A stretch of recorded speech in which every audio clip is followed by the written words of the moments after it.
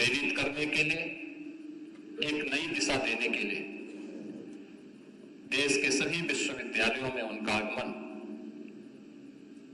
हम सब के लिए और पूरे देशवासियों के लिए एक नया प्रेरणा का स्रोत है। इस अवसर पर उनका 2 दिवसीय प्रदेश प्रवास का कार्यक्रम कल विद्या की राजधानी वाराणसी में, आज प्रदेश की राजधानी लखनऊ में हमारे प्रदेश के इन 2 प्रतिष्ठित संस्थानों से जुड़े हुए और प्रदेश की उच्च शिक्षा से जुड़े हुए उन लाखों छात्रों के लिए एक नई प्रेरणा होगी। मैं इस अवसर पर आपका हृदय से स्वागत और अभिनंदन करता हूं। ट्रिपल आईटी के द्वितीय दीक्षांत समारोह में आज जिन युवा साथियों को उनकी डिग्री अवार्ड हुई है, उन्हें और उनके सभी अभिभावकों को मैं हृदय से बधाई देता हूं। हम सब जानते हैं कि हमारा देश आज दुनिया के अंदर एक बड़ी अर्थव्यवस्था के रूप में उभरता हुआ दिखाई दिया है। हम सब एक नए भारत का दर्शन प्रधानमंत्री मोदी जी के नेतृत्व में कर रहे हैं।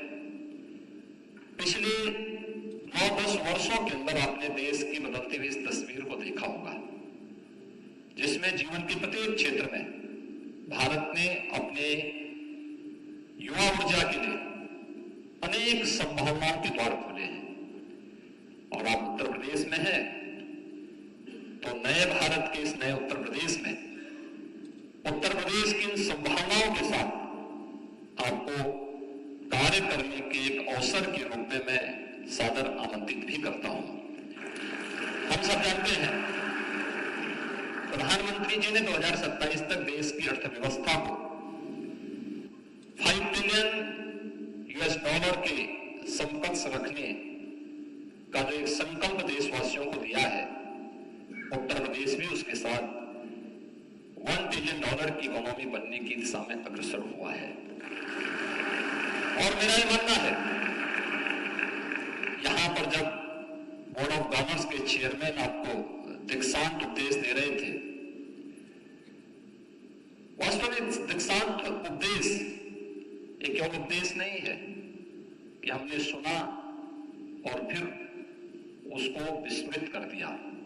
टेक्नोलॉजी का उपयोग हमें किस रूप में करना है, ये आज की आवश्यकता के अनुरूप इस नए उत्तर प्रदेश में, चाहे वह हमारी सरकार के द्वारा फोकस बेहतर इंफ्रास्ट्रक्चर और कनेक्टिविटी के साथ साथ डिजिटल मिशन और वर्चुअल कनेक्टिविटी के विकास पर हम लोगों ने विशेष ध्यान दिया है। और इस संदर्भ में मुझे बताते हुए प्रसन्नता है कि डिजिटल इंफ्रास्ट्रक्चर के विकास में ट्रिपल आईटी के लिए एक साझेदार के रूप में उत्तर प्रदेश के अंदर कार्य करने का एक बेहतरीन अवसर है। खासतौर पर उत्तर प्रदेश ने जो अपने लक्ष्य निर्धारित किए हैं, आपने उत्तर प्रदेश के अंदर फरवरी 2023 में आयोजित ग्लोबल इन्वेस्टर समिट में जो प्रस्ताव उत्तर प्रदेश को प्राप्त हुए हैं, मुझे बताते हुए प्रसन्नता है कि अब तक 40 लाख करोड़ रुपए के प्रस्ताव उत्तर प्रदेश में इन्वेस्टमेंट के उत्तर प्रदेश सरकार को प्राप्त हुए हैं।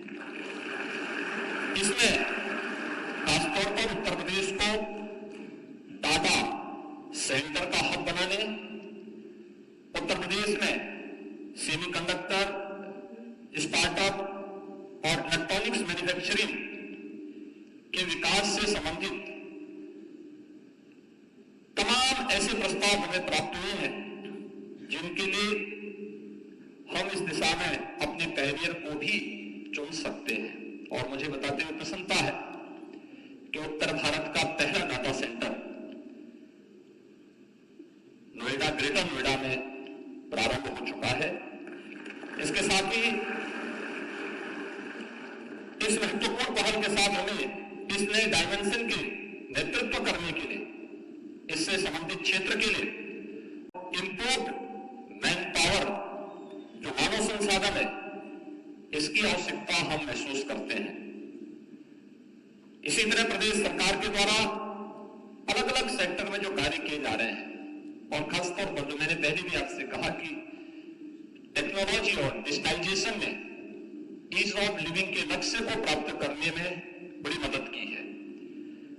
हेल्थ सेक्टर में अक्सर एक बात आप सुनते होंगे कि ग्रामीण क्षेत्र में आप में से बहुत सारे लोग ग्रामीण पृष्ठभूमि से जुड़े हुए हैं, और एक शिकायत हमेशा आती है कि ग्रामीण क्षेत्र में, सुदूर क्षेत्रों में डॉक्टर जाते नहीं या उपस्थित नहीं रह पाते। हम वहां पे टेक्नोलॉजी का उपयोग करके उन लोगों के जीवन में परिवर्तन लाने में मदद कर सकते हैं। स्वास्थ्य के क्षेत्र में, डिजिटल हॉस्पिटल की दिशा में भी, और सबको सुरक्षा प्रदान करने में भी आर्टिफिशियल इंटेलिजेंस का उपयोग करके हम लोग इस नाम में बेहतर दिशा में कदम बढ़ा सकते हैं। उत्तर प्रदेश सरकार ने जब इसमें कदम बढ़ाए हैं तो उसमें हमें व्यापक सफलता भी प्राप्त हुई है।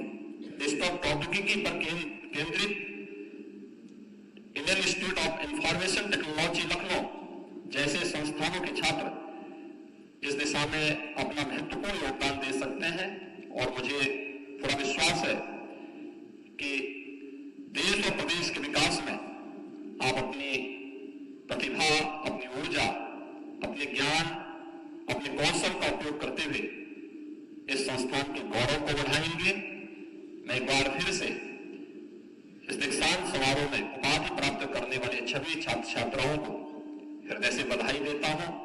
आदरणीय राष्ट्रपति जी का हृदय से अभिनंदन और स्वागत करता हूं।